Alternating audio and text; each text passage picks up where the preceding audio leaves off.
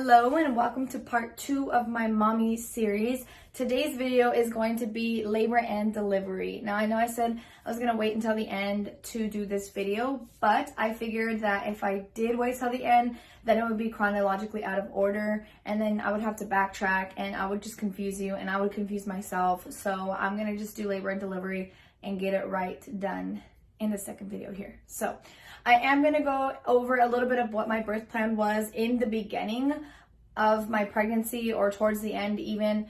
I did have a birth plan. My original birth plan was just to be sure that I did it all naturally. That was really my only goal. I did not want the epidural. Of course, I didn't want a C-section if I didn't have to, and that was the goal. So long story short, I was 35 weeks pregnant. I went in to the doctors and my midwife, her name is Mickey, she's awesome. She was like, "You're measuring a little small. When was the last time you did an ultrasound?" And I was like, 18 weeks. So it had been that long since I had seen Penelope in my belly. So she's like, "Well, we're gonna send you in for an ultrasound and we'll just see what's going on and why you're measuring small." So I said, okay. So I went into the ultrasound and they measured me and the lady couldn't tell me anything. She said that Penelope was completely healthy and everything looked great. I went back into my doctors and they said that I was running a little bit smaller, but they didn't know why. So I was gonna go in every single week for an ultrasound. So I did. So I went once a week, if you know, I believe after like the 36th, I think it is, or something like that, you have to go into the actual doctor's weekly. So I did. So I went to my doctor's appointments on Thursdays, but I did my ultrasound on Wednesdays. So I would go in at my 36th week appointment. They were saying that she grew a little bit, but not enough. So I was like, okay, they said, we're gonna send you back next week. So 37 weeks, I go in on a Wednesday and I do my ultrasound and they're like, "We're gonna call you later to tell you the results." So I was like, fine, cool. So the guy calls me, he's like, "Hey Emily, how are you?" Blah, blah, blah. Long story short, he tells me that he wants me to have the baby early. I already knew I was gonna have the baby early because at 36 weeks, they told me that I was gonna have Penelope early. So I already knew.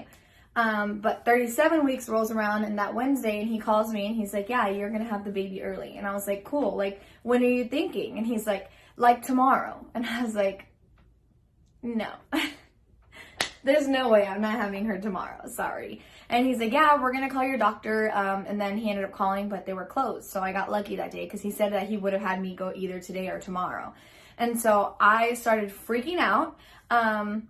I was like, what? Like, that's 3 whole weeks. Like, I'm barely 37 weeks yesterday. So I turned 37 weeks on a Tuesday. That Wednesday, I went in for my ultrasound. That Thursday, I went in for an actual doctor's appointment and they were saying that I had to have Penelope. They said that they were going to induce me and that she should be here within the next few days. And I said, "You guys are crazy." No. But they did talk me into it. So they were like, "Well, we're going to just put you on the monitors. We'll let you hear the heartbeat and we'll kind of let you decide." So I was like, what the heck? Like, I do not want to get induced. I want her to come naturally. I want this to be a natural thing, right? So they told me that I had something called something growth restriction. It's like IGUR, uterus growth restriction or something like that. But basically that Penelope would not be growing much more, if any, in my belly anymore. So we had to get her out because there's no point in having her in there. And then if anything goes wrong, at least she'll be out in the world so that they can help. So that freaked me out. And I was like, well, is it life or death? Like, are you guys going to put me into emergency C-section if I don't have her? Like, what's the deal? And they were like, well, we're just highly encouraging that you get induced. So I did. So I went home and Javi was working from home then. So he told his work, or now our work, but he told work, like, "Hey, you know, Emily has to go deliver the baby." So at this point, they had checked me and I was at 2 centimeters, by the way. So I went ahead and we went home. We packed we got our bag ready. We went to Tropical Smoothie. We got a smoothie, we got some food. We went to my mom's house. They helped us install the base for the what is it called? The high chair. And then we drove to the hospital. We pulled up, we parked, we finished eating. We grabbed all of our stuff. We went in. Of course, it was COVID. So this was kind of like at the peak for Arizona that COVID was around. They checked our temperatures and we went to We went through, we went and got all of our information. They put us in a room, and by this time that we were actually in the room, it was, I think, around 2 p.m. They gave me some medicine at 3 o'clock that goes inside you, and it's supposed to soften your cervix. So it was supposed to stay inside me from 3 o'clock all the way till 11:30 on Thursday, okay? I had to go to the bathroom, and I pushed it out. And I told Javi, the thing came out. And he's like, what do you mean? I was like, it came out. Like, I'm going to the bathroom and it came out. And he's like, don't flush it. And I was like, I'm flushing the toilet. And he's like, don't flush it. I'll stick my hand in there and get it out. And I was like, they're not gonna put it back. Like, I'm flushing the toilet. I'm literally staring at it. I'm like, I'm flushing the toilet. So I flush the toilet. The lady comes back in, the nurse, I'm sorry, her name's Audra. And I was like, Audra, it came out. And she's like, it's fine. And I was like, Javi wanted to pull it out for you. And she's like, please don't. It's fine that you flushed it. We'll start the Pitocin. So I was like, okay. So then that was it. We went to sleep from 11:30 at night to about 12:30. At 12:30, they came back and checked me. And I believe that's when they started the Pitocin at 12:30. Granted, I was having contractions this entire time and I never felt anything. So she would come in and she's like, oh, you're having a contraction. And I was like, I am. And she's like, yeah, you see how like the thing moves? Like that means you're having a contraction. I was like, well, why don't I feel anything? I did not feel anything, okay? I was having contractions the entire time and I never knew. So then it became 5 a.m. So now it's 5 a.m. on Friday the 8th. And they check me and they're like, yeah, you're at 5 centimeters. We're going to break your water. Now, breaking my water was like, okay, whatever. Yeah, they were gonna pull it out. So they kind of did it the same way. They checked your cervix and they pulled out the thing and they like popped it and it went like all this water. It didn't go everywhere. Like they had towels under me or whatever. And then, but I'll be completely honest with you since I'm being vulnerable with you. I cried. Like I told Javi, I was like, that was so uncomfortable. That was the most uncomfortablest feeling I've ever felt. Like I felt violated. It was so weird, but it was just a terrible experience for me and I hated it. So that was at 5:30 in the morning that they said that I was 5 centimeters and they broke my water. So then after that, I started feeling the contractions. So for about, I would say almost 2 hours, maybe an hour, I was feeling contractions like crazy. I don't know why, but I kept feeling like I had to go to the bathroom. So I felt like the entire time I just kept saying that I had to go to the bathroom. I had to go to the bathroom. So I kept going to the bathroom. Bless my husband's heart because I had this song on repeat the entire time. I don't know why. That was just my song.